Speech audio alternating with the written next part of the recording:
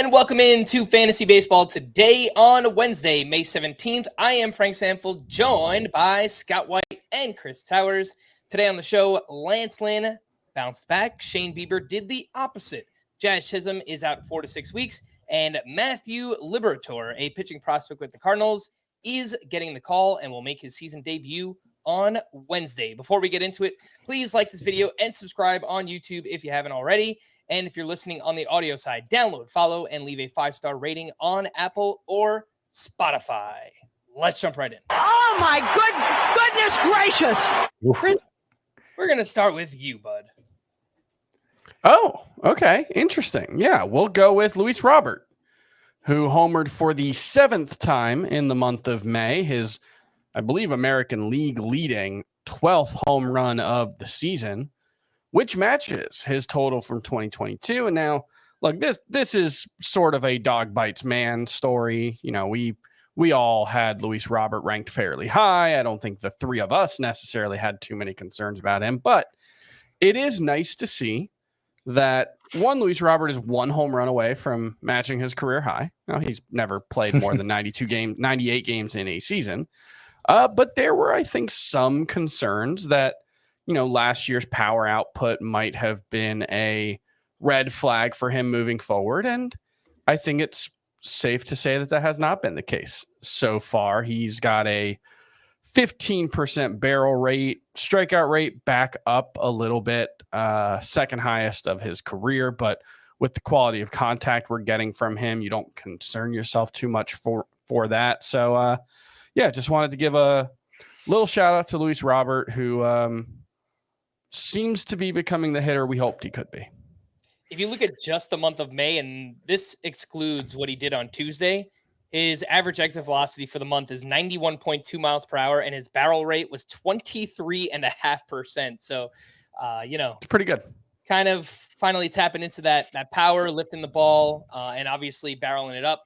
Luis Robert, I'm not gonna lie, I had some concerns coming in this season. Just can he stay on the field long enough? But sure, so far he's done a great job of that. He's hitting for a lot of power. Would like to see some speed, but yeah, that's what I was gonna say. I hope he starts running more, because that was part of the bargain. It was supposed to be 1 stolen base so far. I mean, it's not like he's slowed down. He has 83rd percentile sprint speed, and as a guy who doesn't walk much and is hitting a lot of home runs, he's not spending as much time at first base, but he's spending enough that he should have more than 1 stolen base if that's something he's motivated to do. So hopefully that changes. Looks like he's got, between singles, walks, and hit by pitches, he's got 34 of those 3 things. So yeah, you would expect more than 1 stolen base in that many opportunities. I would imagine that's coming at some point, but you know, it's hard to complain too much here. Chris, did you read off all the May numbers for Luis Robert? I did not, just the homers. Okay, so he's batting .408 with 7 home runs and a 1430 OPS so far this month. That is Luis Robert. 1442 after tonight. Oh, look at that. There you go. Good catch. Scott, let's stick in Chicago. Who you got? All right. Going with the Olive Garden breadstick today. Old Lance Lynn. Boy, revenge week continues here. First with Chris Sale, and now with Lance Lynn. Had a great start. Against the Guardians. 1 earned run in 7 innings, struck out 7. He did allow 2 unearned runs, so 3 runs total, but only 1 earned. And, you know, lowered his ERA to a cool 6.66. After entering, you know, he entered the day with the worst ERA among qualifiers. So that was much needed and is much appreciated, because, you know, I've been among those saying to keep the faith in Lance Lynn, that a lot of the underlying numbers don't look all that different. It certainly doesn't look like a case of old guy being old. His, let's see, he entered the day with the 2nd best swinging strike rate of his career and the 3rd best strikeout rate of his career. And usually those are 2 of the numbers that crater if old guy is old, you know. That's where it shows up most, and it hadn't shown up with Lance Lynn. There had been concerns raised, ones that I can't dismiss, but I'm not ready to substantiate either. That Lance Lynn, being a bigger guy, and this has been brought up with Alek Manoah too, being a bigger guy, is the pitch clock affecting him more than most pitchers? And if you look at his tempo stats on StatCast, this is apparently something else StatCast keeps track of. Lance Lynn was having there was about 5 fewer seconds in between Lance Lynn's pitches this year versus last year, which is a lot faster. So he's having to work a lot faster than he's accustomed to working. And was that having an effect? Again, I can't dismiss it. I'm not ready to substantiate it either. It's only a theory. My hope is, and there's good reason to believe, given the underlying numbers, that this is the start of a turnaround for Lance Lynn. And look, we brought it up before with him. Last year, it took him 9 starts. After 9 starts, his season turned on a dime. He went from having like a 6.50 ERA in his first 9 starts to a 2.50 ERA in his final 12. Well, this was his 9th start of the season. Doesn't mean it's going to play out exactly the same as last year, but we've seen his season turn on a dime before just last year. And I still think there's a lot of reason to have faith in Lance Lynn. And the biggest thing he'd struggled with in the first month and a half of the season was just giving up really bad quality of contact. 460 expected WOBA on contact coming into tonight's start. Average exit velocity, hard hit rate weren't that far off from last year, but continuing to trend in the wrong direction. But just when he got hit hard, he got hit really hard. So it's one of those situations where it wasn't just bad luck, right? The first 6 weeks of the season or so when Lance Lynn was struggling, he earned that, right? 5.46 expected ERA, the underlying numbers. Strikeout rate was better, walk rate still okay, but it's rarely just bad luck. He did have a 386 xFIP. But that's what I'm saying is that it wasn't just bad luck. But if there's one thing Lance Lynn has consistently been very good at over the course of his pretty long career, it's been suppressing hard contact and limiting damage when the ball is put in play. So that's one where you would expect, given how long it takes for that to stabilize, you would expect him to regress to his mean pretty substantially. And, I think that's a reason to be optimistic, even though, his struggles so far weren't just bad luck. And we said something similar about Chris Sale earlier in the season too, Chris, where he was getting bad results, but for the most part, he deserved those because he was allowing a lot of hard contact. So that's mostly been the case so far this season for Lance Lynn. He did allow 9 more hard hits in this game. The average exit velocity was 87.6. So seems like kind of a mixed bag. Like he got a lot of soft contact, but maybe gave up some hard contact in this one. What I like to see was the fastball velocity was up a little bit. He averaged 92.9 in this one. That's exactly what he averaged last year. It was down a little bit coming into the start. 0 walks, 0 homers. Those are 2 things that have kind of plagued Lance Lynn all season as well. Just put a bow on this conversation. Let's say you guys could still buy because the overall numbers still don't look good. Would you guys be looking to do that on Lance Lynn? It's a lot harder to buy today, probably, because people have short memories with pitchers in particular. But yeah, I mean, if I can buy him, if I can exchange like a Drew Smiley, I mean, Drew Smiley has great numbers so far. If I can flip him for Lance Lynn, I'm doing that. I mean, just check out my starting pitcher rankings. That's an easy call, yeah. Yep. All right. Oh my goodness gracious. For me, I am going to go with Bailey Ober, who turned in a quality start at the Dodgers here on Tuesday night. 6 innings, 6 hits, 1 run, 1 walk, 6 strikeouts with 14 swinging strikes on 102 pitches. Did allow some hard contact in this one. I was watching the start and a few loud ones that landed right on the warning track. So I think he kind of escaped some trouble here, but alas, the numbers overall this season have been great for Bailey Ober. 1.78 ERA, a .96 whip, right around a strikeout per inning. Scott, something I know you talk about a lot with him is he throws strikes. He only had 1 walk in this one. He's limited walks all season.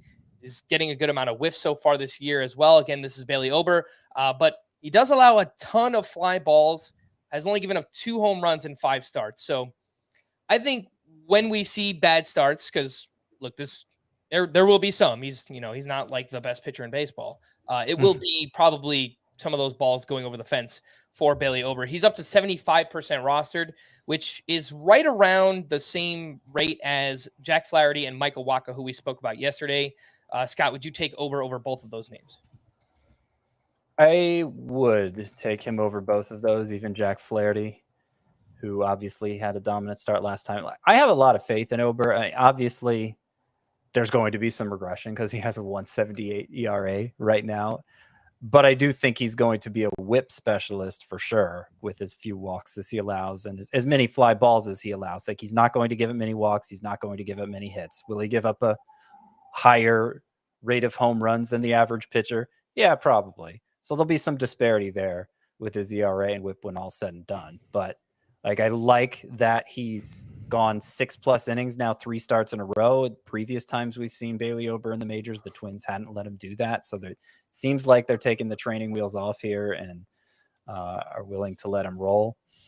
If you look at the expected stats for him, because there's hard contact, because there's a high fly ball rate, it's all the ERA estimators are going to be a bit on the high side, but he is a pitcher who throughout his time in the majors has drastically outperformed the expected stats. And I think that just goes along with his profile. So I have a lot of confidence in Bailey Ober and think he's pretty close to must roster at this point. I had him as a sleeper pitcher against the Dodgers for this week. I can't remember, as long as I've been writing those, sleeper pitcher and weekly sleeper pitcher and hitter articles, a time when I had a sleeper pitcher lined up for just one start against the Dodgers. And look at it. Bailey Ober came through.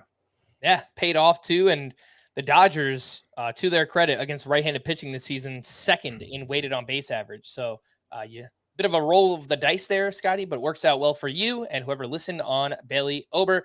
Just want to do a quick bonus one. Chris, I know you wanted to talk about Shane Bieber, so let's get into that. He had his worst start of the season at the White Sox, 4 2/3, 12 hits allowed, 6 runs, 5 earned runs, 2 homers allowed in this one as well, 14 hard hits, 93.8 average exit velocity. The ERA still very good, 3.20 for Bieber, but the whip is now up to 1.22. He's well below a strikeout per inning. And continues to allow a lot of hard contact with a career low 10.4% swinging strike rate. I'm not doing this for like victory laps, but just a reminder, like what we tell everybody on this podcast is, that there's a method to the madness, right? Like we're not just telling you to sell high on Shane Bieber for the sake of it. It's when things kind of spiral, it's going to look like this because, again, not getting whiffs and allowing a lot of hard contact. So, Chris, anything else you'd like to add on Shane Bieber's worst start of the year?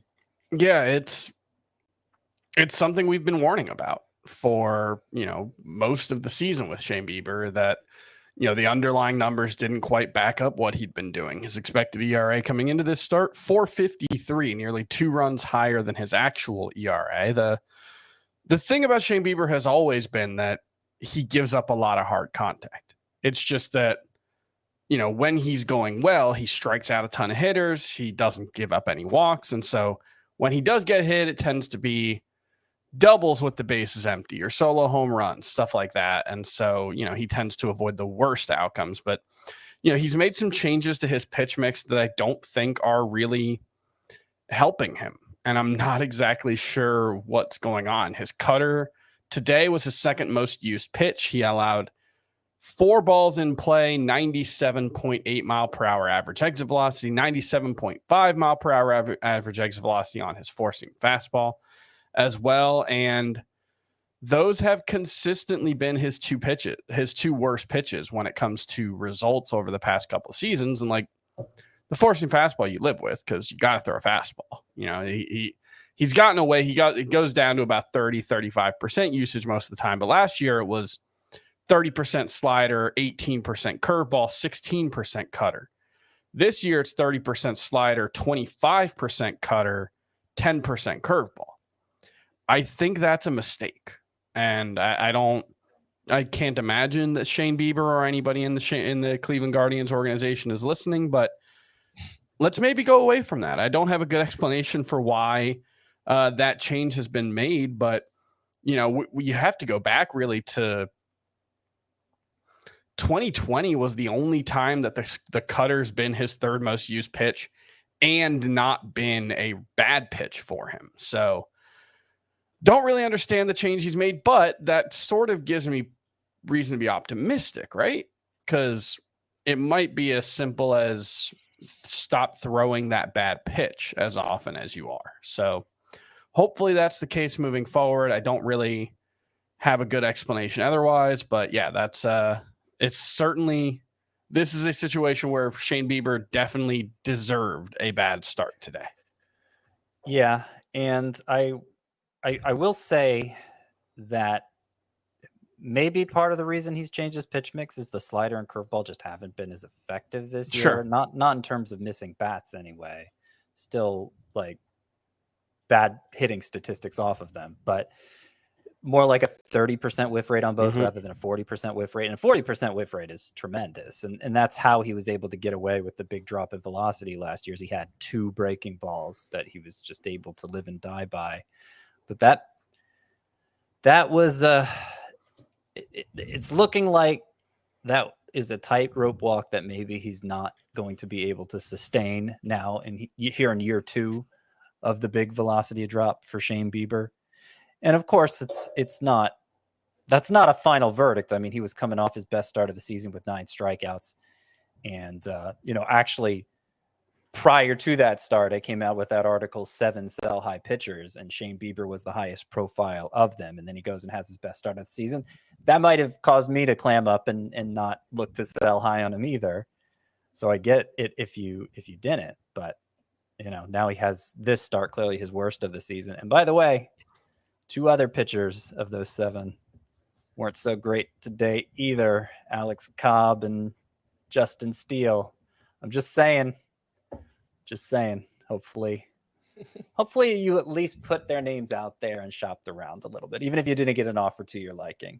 Yeah, like 2 minutes ago, Frank was like, I'm not doing a victory lap. And Scott, screw that. Yeah, man. Rev up your engines. Scott's running around his house, taking laps. You gotta put your money where your mouth is or whatever. Gotta show the people you mean business. Look, again, just a method to the madness. Don't go out. If you have Shane Bieber on your team, do not panic sell him. But if someone's willing to pay top 15, top 20 starting pitcher value for him, then yeah, it's still something that I would look to be doing right now. Again, trade Shane Bieber for what he's actually worth. A quick shout out to Ronald Acuña, who is just insane right now. He's homered in 3 straight. It's like every day he's hitting a home run 450 plus feet. He went 2 for 4, hit his 10th home run. He had 4 hard hit balls. This home run was 114.8 exit velocity, 455 feet. He has the best plate discipline of his career, 25 walks to 27 strikeouts. He is 100th percentile, Ronald Acuña, in xWOBA, xBA, xSlug, and he's 87th percentile in sprint speed. His current full season pace, 38 homers, 146 runs, 100 RBI, 65 steals. He's ridiculous. It feels like 2018 Mookie Betts, one of those years. Like I keep expecting he's going to slow down. And look, we're 42 games into the season, whatever it is, 42. Yeah, he's played 42 games. He's played every game for the Braves. And I keep expecting man, he's going to slow down at some point. It just has not happened. And it's one of those things that it might just be one of those years, right? Like Aaron Judge last season or Paul Goldschmidt last season, Mookie Betts in 2018, these types of players. And we're talking about, Ronald Acuña is on a path to be, a very, very, very, very good player. I feel like I say the on a Hall of Fame track thing too often, so I won't say it here, but he's on a Hall of Fame track. And those types of guys, you look throughout history and there's Joe Morgan has this big 11 WAR season and Mike Schmidt and those guys tend to have the one year where everything goes right. And it could just be one of those years for Ronald Acuña. He's a special, special player. Yep. He's been amazing. He's the number one player in Roto so far. I didn't look it up, but I would venture to say he's probably the number one I would player imagine in so. points leagues as well. But again, that is Ronald Acuña. Let's take our first break. When we return, we'll get into the Jazz Chisholm injury, another prospect promotion. We'll do that right after this. One weekend in May, only the best are welcome. An invitation reserved for legendary players and future stars, challenging each other at one of the most extraordinary courses in the nation. A major moment awaits. The PGA Championship on CBS. It's major time on the golf calendar, and the First Cut podcast has you covered with comprehensive coverage of the PGA Championship from the Oak Hill Country Club in New York. Join Kyle Porter, Rick Gaiman, and the gang for daily recaps from Rochester as they follow the sports' top stars on their quest for the Wanamaker Trophy. Download and follow the First Cut podcast wherever you find this one. If you're watching us live, we've got the QR code up there, and those guys do a fantastic job. So if you're into golf and you want to get some bets out there for this upcoming tournament championship, then yes, you should go check out the First Cut podcast. Let's talk about Jazz Chisholm, who unfortunately was placed on the IL with turf toe on Tuesday, retroactive to May 14th. And the belief is that he could require 4 to 6 weeks of rest and rehab. Garrett Hampson started in center field and hit leadoff on Tuesday. People will be out there looking for replacements, and rightfully so. Jazz was likely drafted as a top 50 player in your league. And in shallower leagues, Scott, the names that stood out to me, Christopher Morel is 73% rostered. He has second base and outfield eligibility. So regardless of where you're playing Jazz, you can play Christopher Morel in either of those spots. And Isaac Paredes is someone who had a big game on Tuesday. He went 2 for 3 with a double dong, 5 RBI. He's batting .289 with an .860 OPS on the season. Who would you rather have, Scott, Christopher Morel or Isaac Paredes? I'd rather have Morel. I mean, if you're shooting for upside, like, and obviously you're having to replace a lot of upside here with Chisholm. I mean, if everything goes right for Morel, if we get Morel's best case scenario, it probably looks a lot like Jazz Chisholm. I mean, he makes very hard contact. He's fast and can steal tons of bases. Big plate discipline issues like Chisholm, so you wouldn't expect much in the way of batting average. But like the best case scenario for Morel is probably that good. He's not as likely as Chisholm to meet that best case scenario. But you have to, when you're placing when you're replacing a player of that talent, you have to take bigger chances. Paredes, he's going to provide some power. He's not going to play quite every day for the Rays because Rays going to Ray, but he's a decent alternative too if you already missed out on Morel or if I don't know. If you have to go deeper than Morel, then he's a decent alternative. If you play in a really shallow league or maybe on a site other than CBS, there's a chance somebody has dropped somebody like Andres Jimenez. So just like, I understand we have to use roster rate to guide us because we have to draw the line somewhere. But second base has enough redundancies that if it's a league without a middle infield spot, there's a chance somebody's dropped an even higher end second baseman than the ones we're talking about. So of course, if that's the case, then that's where you look instead. And specifically with regards to Paredes, remember last year he had that 3-homer game in June. He hit, looks like 8 home runs in a span of about 12 games. From that point on, he had a .637 OPS. So I'm pretty skeptical that you're going to get much of anything out of Isaac Paredes. I think Christopher Morel is much, much better. He's having a nice year so far, though. I mean, the Sure. 2-homer game today, he was nearly among my 10 sleeper hitters for this week. I removed him. I forget who I removed him for, but I wish I had left him in, obviously, since he's starting with 2 home runs. Yeah, you probably took him out because he's facing someone like Justin Verlander and goes out and hits 2 home runs off of JV in that one. I was going to bring up Andres Jimenez actually as a buy low in a trade situation if you are looking to replace Jazz Chisholm in that way. So I'm happy you brought up that name, Scott. I think if you drop down a little bit further in maybe a 12-team Roto league or maybe even something a little bit deeper than that, Orlando Arcia is 42% rostered. He had 2 hits, a double, and an RBI on Tuesday. His expected numbers are actually really good. I know it's a smaller sample size because he missed some time, but cheap exposure to one of the best lineups in baseball as well with the Braves. And Nick Senzel went 1 for 4 with his 4th home run of the season. He's 40% rostered. Chris, who would you rather have, Arcia or Nick Senzel in a deeper-ish league? I would rather have Arcia. Senzel's doing some stuff well. The expected batting average, 293. That's pretty good. Actually worse than Orlando Arcia's, and Arcia's also hitting for power. So I think he's just a better player overall. Okay. And on the trade front, I mentioned Andres Jimenez. One name I had written down as a potential buy high.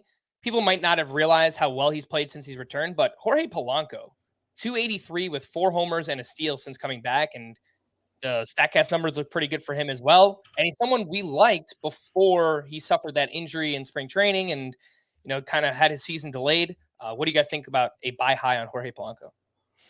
Yeah, I mean, he's my number 17 second baseman, while Christopher Morel is 19. So, yeah, I mean, if you could do that, that's even better. Yep. All right, we've got another prospect promotion coming on Wednesday. Matthew Liberatore will start for the Cardinals. He's going up against the Brewers. This is not an injury-related call-up, but it is a chance to give the Cardinals starters an extra day of rest. So I'm not so sure that he sticks around. I do have some skepticism there. And you might remember Liberatore with the Cardinals last year. He was awful. He's kind of a new pitcher this year. The velocity is up. I feel like he's changed his pitch mix, and he's getting more whiffs this year. 8 starts in the minors this season, 3.13 ERA, 1.17 whip, 56 strikeouts, over 46 innings pitched with a 14% swinging strike rate. Again, that's Matthew Liberatore with the Cardinals. He's 26% rostered. Scott, do you think this is a priority ad in fantasy baseball? I wouldn't say it's a priority ad. No, I mean, even if we had assurance he was sticking around, I wouldn't say it's a priority ad. I've written about him in a couple times in the prospects report this year because of those changes he's made, because he looks like a different pitcher, getting more strikeouts and everything. There's reason to believe it's going to go better this second time around than the near 6 ERA he had last year. But I never saw fit to put him in my 5 on the verge, meaning one of the top 5 prospects that needs to be stashed ahead of time, because his failure was so colossal last year. My presumption is there wouldn't be a lot of interest in him whenever he did come back. I'm a little surprised we're getting all these questions now. I think that just speaks to everybody's desperation for pitching. Yeah. That anybody who offers some semblance of hope is going to attract attention. And I get that. And if you have a roster spot to play with, fine. But it's, if you're debating Matthew Liberatore versus Bailey Ober, it's no contest. You go with Ober. Yeah. Even like Louis Varland, I'd rather have. I'm trying to think. Yuri Perez for sure. I'd rather have. Like Liberatore, I don't know. He's had a weird career because he was a first round pick. Then he had pitched 2 partial seasons in the minors in 2018 and 2019. Didn't pitch in 2020, obviously. Got promoted to AAA from High A or from Class A, but his minor league numbers are pretty pedestrian. I don't.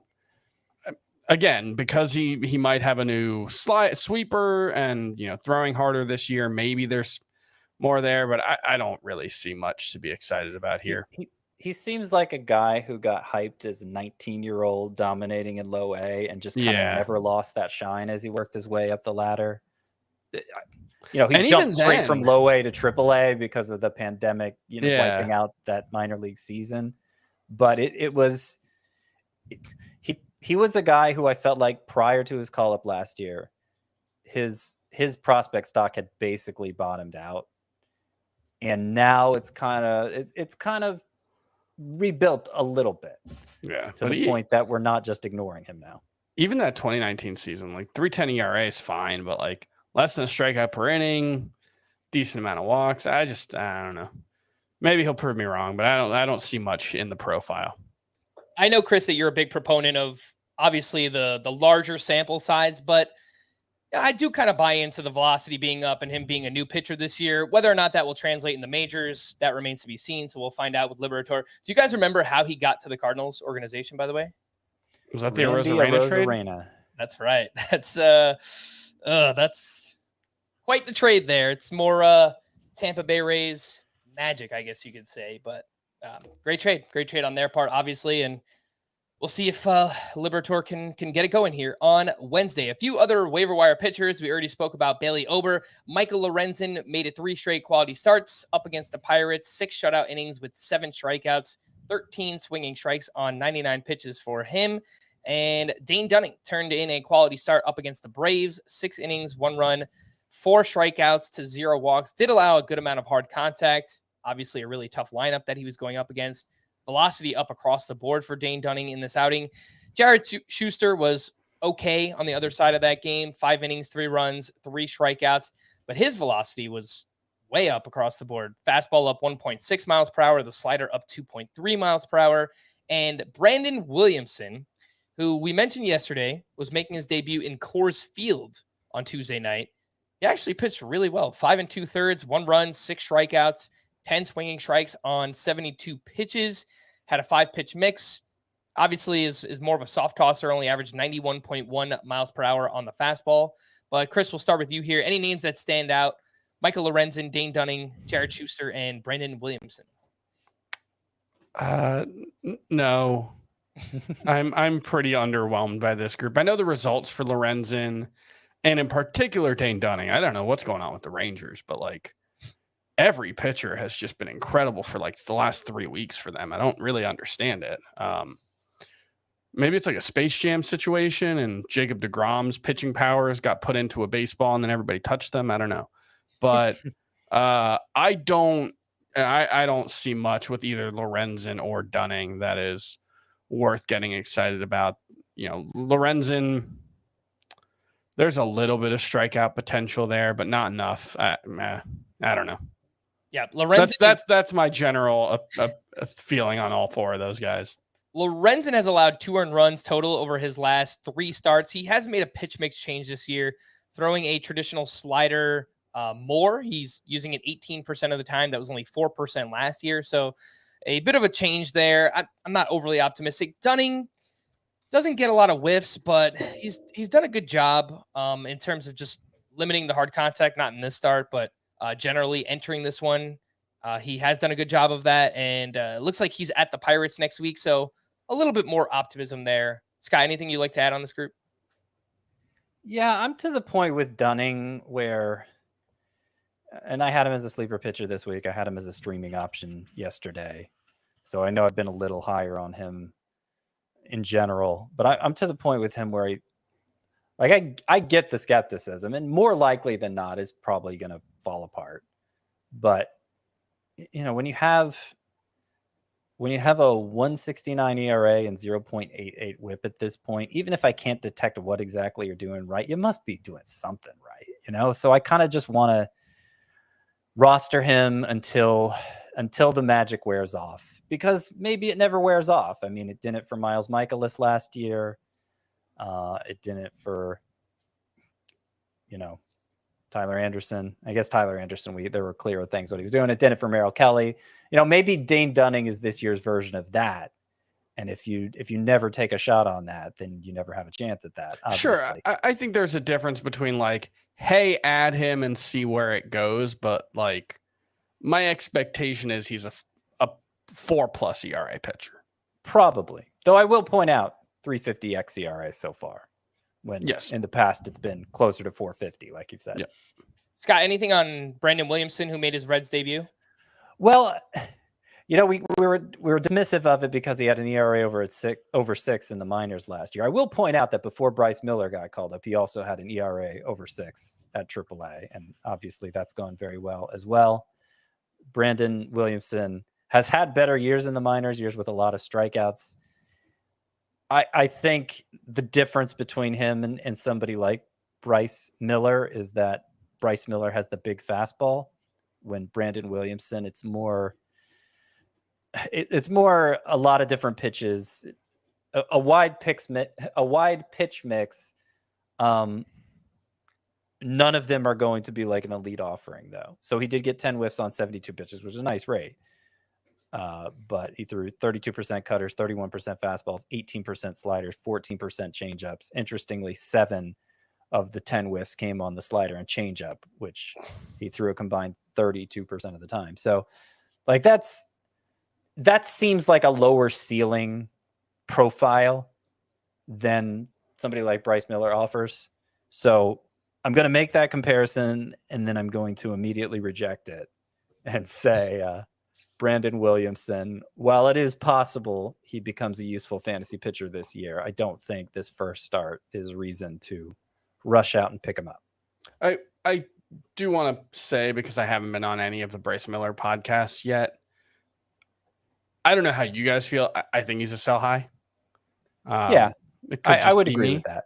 I feel like there's a lot of hype around him that's not necessarily justified by the skill set. And the whiffs haven't been there the last 2 starts, even though he's gotten good results. So I don't want to just completely undo. It's one of those things that if you're not capable of hearing nuance, everything I'm saying is just going to sound confusing to you. Because I do think there's nothing wrong with holding on to Bryce Miller. He's probably going to be an asset for you. But I agree that the hype is probably exceeding what I expect from him at this point. And so from that perspective, it's not a bad idea to shop Bryce Miller. I think you used the right word. I think he's probably a better asset than a pitcher right now for fantasy. A big test this week, too, for Bryce Miller as he's going up against the Atlanta Braves, the toughest matchup that he's had yet. So we'll see how he fares in that one. A few waiver wire hitters, outfielders in shallower leagues. Lourdes Gurriel hit his 7th home run here on Tuesday. He's batting I wrote this earlier, but he was batting 309 with a 928 OPS when I wrote it in. He's up to 78% rostered, so we're looking at 10-teamers and shallow 12-team leagues as well. Riley Green had 3 more hits, now has the overall batting average up to 293, and so far in May, he's batting 412. Still not lots of power here, but lots of hits for Riley Green. He has 3 steals in the month as well. Michael Conforto had 2 more hits over his last 7 games. He's batting 440 with 4 home runs. And Jarren Duran has slowed down a bit recently, but then had this huge game. 2 for 4 with a sock and a shoe. The home run, 109 exit velocity, 417 feet. He's now batting 351 with 3 homers and 7 steals. Chris, we'll start with you. Shallower leagues, Lourdes Gurriel, Riley Green, Michael Conforto, and Jarren Duran. How do you rank that group? I think I would go Duran, Gurriel, Green, Conforto. I think that's how I'd rank it. I don't know if that's what actually my rankings suggest right now, but that is where my heart is right now. Like, Riley Green's doing some good stuff.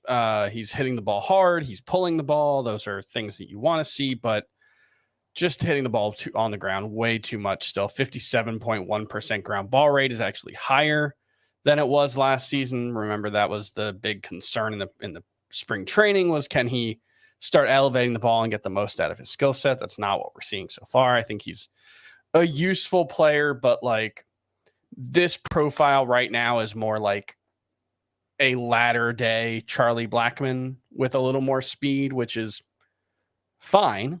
It's okay to have around, but not necessarily someone you get excited about. Duran, I think, is showing the most upside for sure. And, we've been hoping that he would start to tap into some of this, because remember, he had that breakout in the minors a couple seasons ago when he started elevating the ball a ton. We saw big spring training from him. And then there was the weird thing where he was like on the Olympic team, but didn't go to the Olympics, and he was away from the Red Sox, and they didn't seem to want him to go to the Olympics. And it's just a weird thing, and he never really got like a real chance in the majors. But I've been interested in his skill set, so I definitely have Jarren Duran at the top of that group. And it surprises me that he's still only 73% rostered. We went through a phase where we talked about him every single day, and again, I know he was slowing down, but like, this is what he's capable of. Shows you what kind of sway we actually have, Frank. Well, and if he had done this starting on April 1st or whenever opening day, March 30th, whatever opening day was, if he had been doing that on that date instead of, I don't know, April 17th or whatever, oh man, that called that one off the top of my head, nailed it. April 17th was when he made his debut. If he had done that on opening day, his roster rate would probably be close to 100%. And so it's one of those things where it's sort of, to a certain extent, a trick of the schedule. and we get more excited about guys in early May than we do in late May and early April than we do late April and early May? I want to say this about Jarren Duran. I do have him at the top of this list of 4 as well, because there's a diverse array of skills here that can make up for a lack in one area or another. Mm-hmm. And plus, there's only such a high degree of confidence you can have in any of these players at this point. So I do have Jarren Duran number 1 on this list. But as you mentioned, Frank, he's come back down to earth a bit. The exit velocities have normalized after being very high early on. His expected batting average is now 278 versus his 351 actual batting average. His expected slug is now 440 versus his actual 585 slugging percentage. So, I mean, maybe it's not breaking news that, okay, Jarren Duran is going to regress from these numbers, but how high is the ceiling actually? We're not talking about a potential top 15 outfielder here. We're talking about a potential top 25, top 30 outfielder here, which is still certainly worth rostering off the waiver wire. But, I just want to put that in perspective.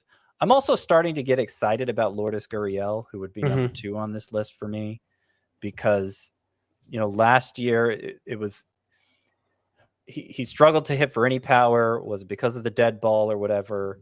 That was all we could speculate. But then we find out afterward that he had a wrist issue all year and he had surgery to correct it in the off season. It's hard to generate much power when your wrist is hurting. And so now we're seeing his power look more like what we've seen from Gurriel in the past. There have been some playing time issues this year, but he's now started 7 of the Diamondbacks' last 8 games as Lourdes Gurriel. So he's to the point now where I think he needs to be rostered in most leagues, even of the 3 outfielder variety, probably.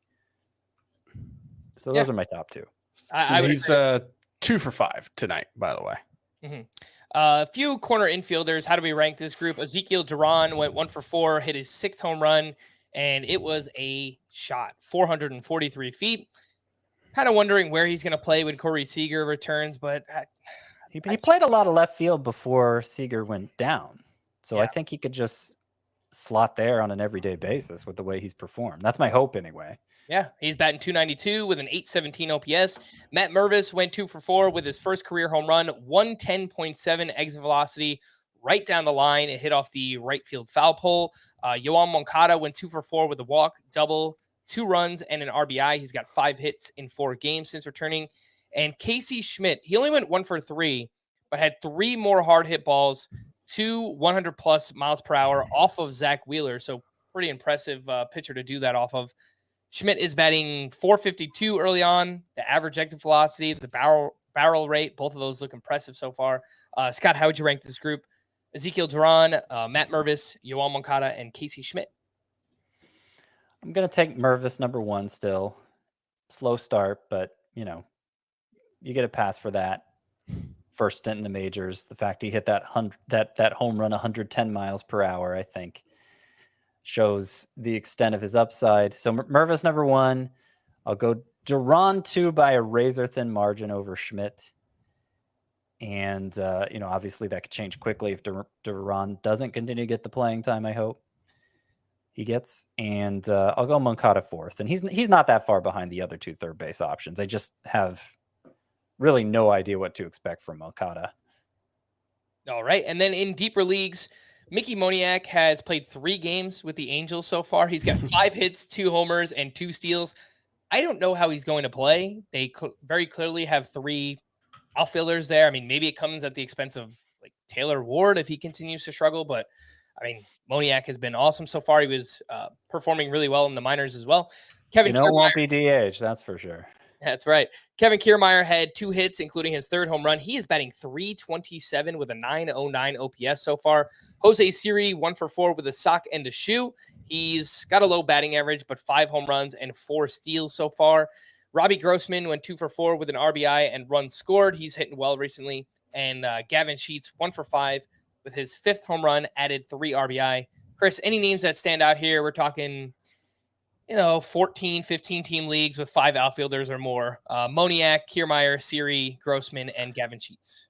Siri was showing some really interesting skills. I think he went on the IL after like the first week or two with a hamstring injury, I believe. And, he was showing some interesting skills. I think there's, certainly the physical tools are very impressive for Jose Siri. The 32% strikeout rate, pretty tough to overcome. Moniak, I mean, he's a former number 1 overall pick. It sort of reminds me of, you guys remember Tim Beckham randomly like having a decent run with I can't remember if he was with the Rays first and then the Orioles in 2017, and it was like, do we take this seriously? I don't know, but I think it's probably nothing. But I wrote him up in, I think, one of the waiver wire pieces earlier this week. So, in very deep leagues, let's see. Good old. Now you got me looking up Tim Beckham stats, man. He had a 22 homer season. That's right. That's what I'm looking at. 2017 with Tampa and Baltimore. 22 homers, 278 batting average. Long live Tim Beckham. Let's take our final break. When we return, a little late for news and notes, but we'll get to it right after this. Every goal from every match. The best way to watch all the Europa League action is back. Don't miss the semi-finals on CBS Sports Network and streaming live on Paramount+. The news and notes. Taj Bradley is under consideration along with somebody named Cooper Criswell to start for the Rays on Wednesday against the Mets. Taj Bradley down to 73% rostered. Scott, are you looking to re-add Taj Bradley in shallower leagues if he was dropped?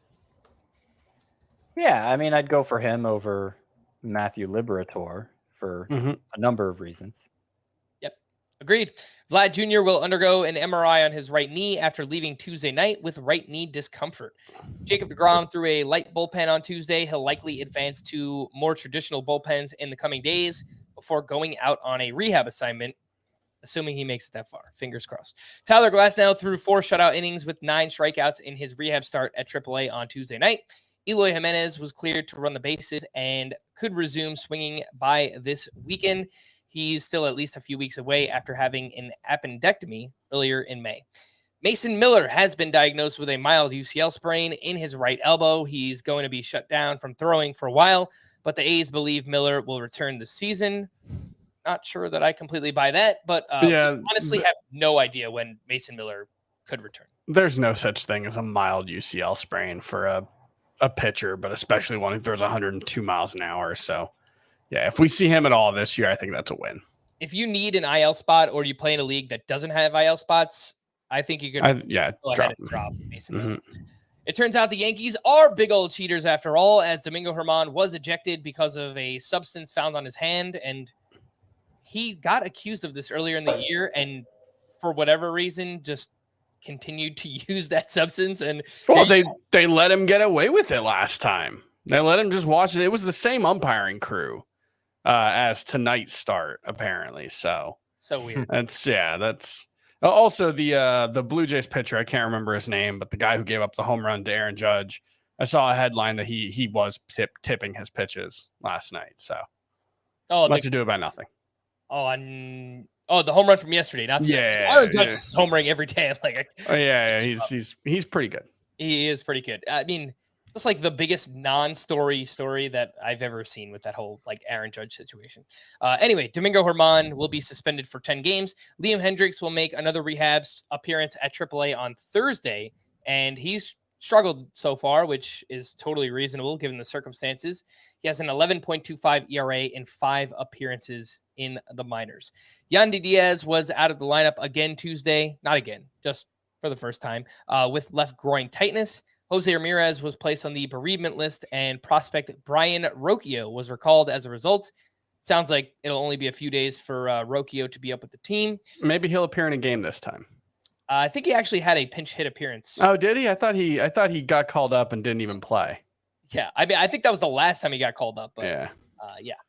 Corey Seager was not activated Tuesday because of a stomach bug. Josh Naylor exited with left leg tightness. He was replaced by Gabriel Arias in that one.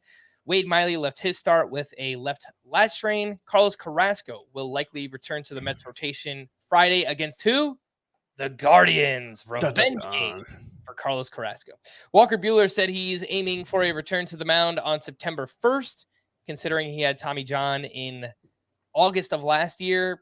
September of this year sounds pretty aggressive. And I think the thing to keep in mind there would be if his return to the mound lines up with the end of the minor league season, it might be a situation where like that's the only opportunity to get him in games. Yeah.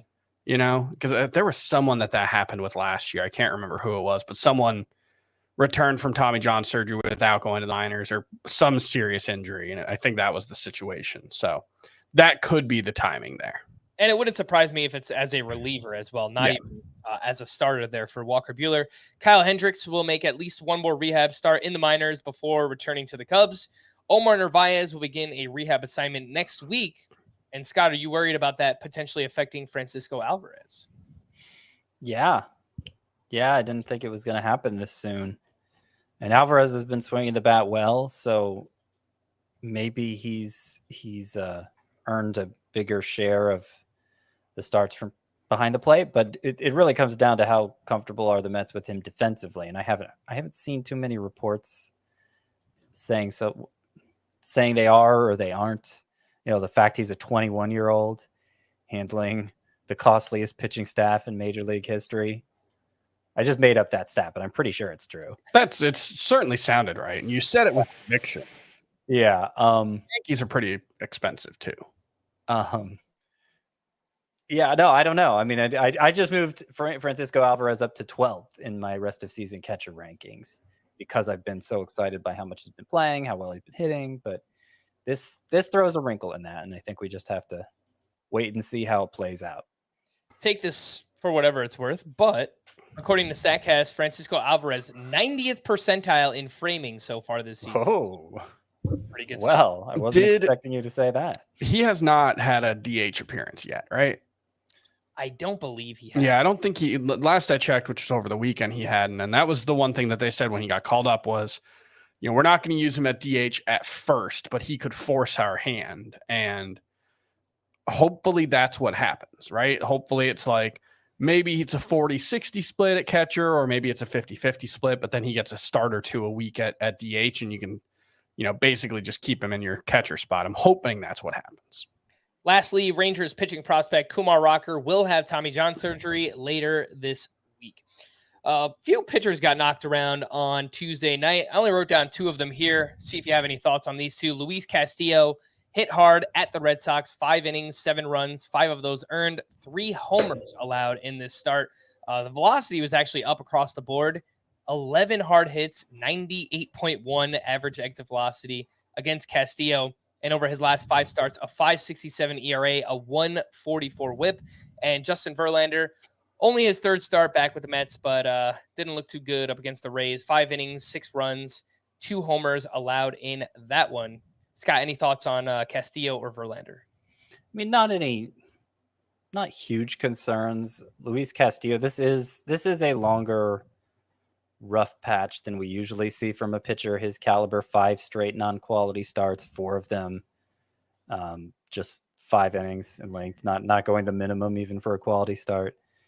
And he seems to be changing his pitch mix a lot. Really, that's happened ever since he joined the Mariners, and he got a 2-seamer to go with that 4-seamer, and more confidence in the slider. The changeup used to be his bread and butter, and he doesn't throw it that often. I mean, the changeup usage this season before tonight had been like 15%. It was actually 30% tonight. So yeah, so and the slider was getting hit hard, so it made sense that he was turning to the changeup. Obviously, it didn't help the results, but I mean, I think it's something he's going to pull out of. Obviously, he looked great at the start of the year, and we've seen him struggle for stretches before. So I wouldn't freak out over him. Verlander, the fact that, you know, obviously he's 40, and he's coming back from what was the injury he had again? It was a subscapular strain. So like what Brandon Woodruff had? No, I think it was like the major teres. It's like a muscle. It was a legit pitching injury. Yeah. So, like, how is he really 100%? how well does a 40-year-old recover in general from injuries like that? I think these are fair questions. He was great in his last start. Average exit velocity against him in this start was, fine. He gave up a couple home runs, but 86.3 is, there's nothing wrong with that. So again, I wouldn't freak out, but I think there's more cause for concern with Justin Verlander than Castillo. A few pitching leftovers from Tuesday night. Josiah Gray has allowed 3 earned runs or fewer in 8 straight starts. He was at the Marlins, 7 innings, 2 runs, 5 strikeouts in that one. On the other side, Jesus Luzardo, 6 innings, 1 run, 7 strikeouts with 16 swinging strikes. Kevin Gausman racks up another 10 strikeouts up against the Yankees. He went 7 innings, 3 runs. 2 of those were earned, 16 more swinging strikes for him. And Christian Javier makes it 3 straight quality starts. He was facing the Cubs, 6 innings, 1 run, 5 strikeouts for him. Chris, anything you'd like to add on Javier, Gausman, Luzardo, and Josiah Gray?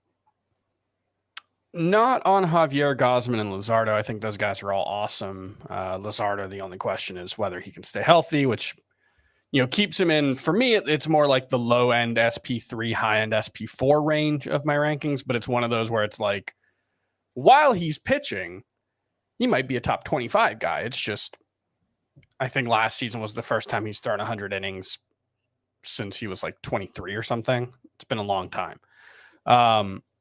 Josiah Gray, Scott, you mentioned earlier, blanking on which pitcher we were talking about. Dane Dunning, might be one of the like Merrill Kelly types.